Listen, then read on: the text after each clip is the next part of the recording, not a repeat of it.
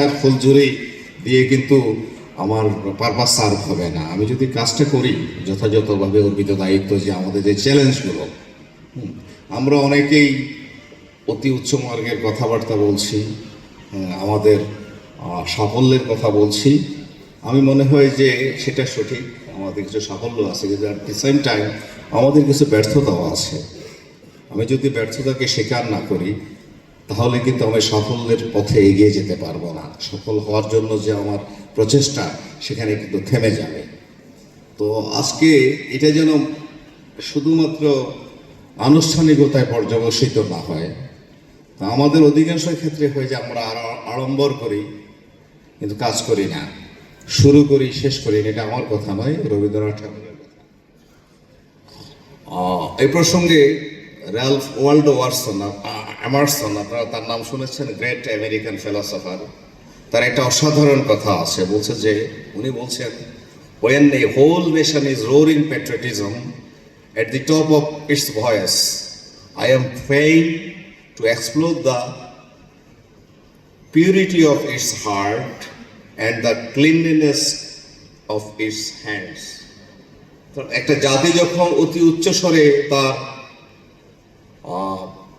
Patriotism, দেশপ্রেমের কথা বলছে, আমি একটু শঙ্কিত, আমার একটু প্রশ্ন করতে, আমি একটু দ্বিধান্বিত, এবং আমার একটু প্রশ্ন করতে ইচ্ছা হয় যে তাদের হৃদয় কতটুকু পিওর, আত্মা কতটুকু পরিশুদ্ধ, এবং হাত কতটুকু পরিষ্কার। মহৎ উদ্দেশ্য অর্জনের জন্য এটা দুটি খুব অপরিহার্য পূর্বশর্ত বলে আমি মনে করি। একটি হচ্ছে যে purity of a heart, you need a pure heart and you need a pure clean hand. তো আমরা অনেক দূর এগিয়েছি প্রযুক্তির ব্যবহারের মাধ্যমে। টানা তৃতীয়বার অর্জন করেছে দেশের সেরা সুপার ব্র্যান্ড স্বীকৃতি বসুন্ধরা টিস্যু। আমরা এগোচ্ছি, এটাতে কোনো সন্দেহ নেই। তবে আমার মনে হয় যে পেসে আগানোর কথা, সে পেসে হয়তো আমরা এগোতে পারছি না। এই জন্য আমাদেরকে আরেকটু সিরিয়াস হতে হবে। আমি একটু আশাবাদী এই কারণে যে এখনকার যে ডেভেলপমেন্টের ভেহিকলটা হচ্ছে কিন্তু আসলে মডার্ন টেকনোলজি, এবং আমাদের যে নতুন প্রজন্ম, তারা কিন্তু এ ব্যাপারে আমাদের চেয়ে অনেক বেশি দক্ষ।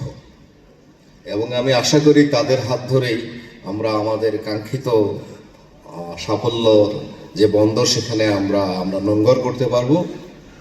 আমরা জনগণের আস্থা অর্জন করতে পারবো।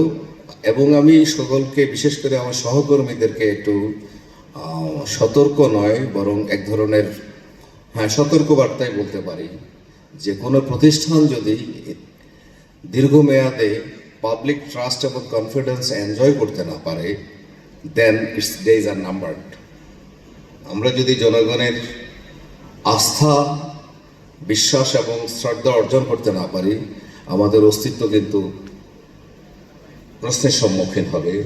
তাই নিজেদের অস্তিত্ব রক্ষার স্বার্থেই আমরা মনে করি আমাদেরকে অধিকতর দায়িত্বশীল হতে হবে, আমার অধিকতর দেশপ্রেমিক হতে হবে, এবং পরিবর্তিত বিশ্ব বাস্তবতার সাথে খাপ খেয়ে অ্যাডজাস্ট করে আমাদের উন্নয়নের যাত্রাকে ত্বরান্বিত করতে হবে। এবং আমাদের মাইন্ডসেটে একটা পরিবর্তন দরকার। যে